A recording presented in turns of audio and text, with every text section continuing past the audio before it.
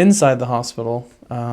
So most of the time I've had um, really good experiences. Unfortunately, when I was up at University of Utah Uni, between March of 2012 and April 2012, they put me on lithium. Now, lithium, you have to draw blood every once in a while to make sure your levels for your liver or something like that. So I understand I was grandiose, had all these ideas, and people were freaking out, but they said, well, in order for you to get out, it has to be at 0.5. This level has to be, and you're at 0.4. Why is that? I'm like, I have no idea. I'm taking the medication. So they accused me of not taking my medications and spitting it out, which I did not do that. So they gave it liquid form.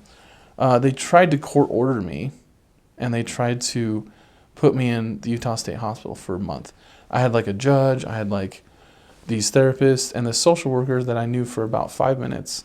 He comes in and tells the judge that I have been spitting out my medication, and I'm sitting there crying, telling the judge I am not, because I don't like. Why would I do that in a hospital? Like, why would I? Have I done that in the past? Like outside of the hospital, have I done? Yes, I've done that, but I'm in the hospital. I'm going to take my medication. So, fortunately, the judge felt I was telling the truth. But I think it's like when we have social workers or people and they drew my blood so much that I had scar tissue.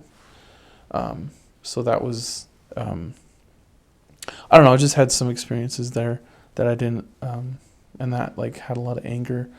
And I had a bishop once, I won't say names, but he said that if I don't take my medication, he's going to reverse my baptism, which I don't know how that could happen. I don't.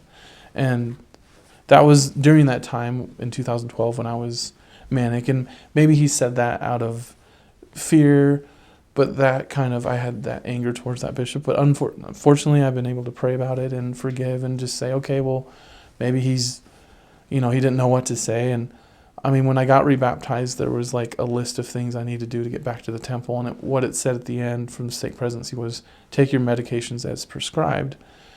And I was taking my meds, I just didn't have the money to get it. And so when I had this conversation with him, I remember, I was like, well, I don't have my meds. And he's like, well, if you don't take your meds, then see this list, you have to take it or I'm going to reverse your baptism. Now he's said in the past, he's said that he's never said that, but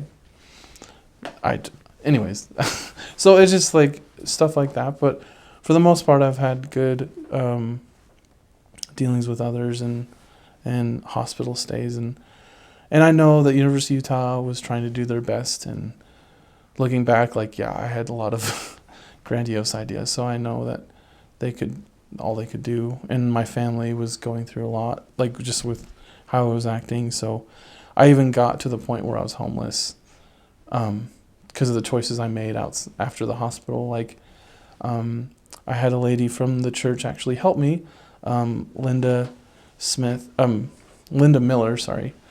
She helped me during that time as well. I'm grateful for her. But I just got to a point where I was homeless. And I just stayed at the shelter for like 2-3 weeks. And then my friends, they let me stay on their couch, luckily, a couple weeks later. And then I moved to Provo about 4 years ago. So, and then I broke my leg 3 months after like a month later, I broke my leg. But that was a blessing because I met this Bishop Rick. That was amazing. And then my really close friends that I have now, they served me and helped me. And so it was a blessing that I broke my leg. It was just like interesting. I get baptized that year. And then for 6 months, I was just like, And then that just showed that breaking the leg was just like that year was like a broken year for me. It was just like, that was like what it meant. I was just like, well, of course I'm going to break my leg because that's so, but I'm grateful for the trials I've had. I'm grateful for the things I go through, and that, I know one day I was listening to one of my favorite motivational speakers, Eric Thomas. You guys should look him up. He's really good. He said, one day is going to be your day, but if you quit, you won't have a day. Like you need to keep going. And it's true. Like one day, I'm going to get to a point where, I'm going to have a family. I'm going to have temple marriage. I'm going to have my temple blessings restored. I'm going to have kids, and I'm going to have my career as a motivational speaker. I know that's going to happen. But if I quit, however, then it's not going to happen. So I think the adversary, or whatever you want to call it, if you're not religious, evil, doesn't want you to have that happiness. But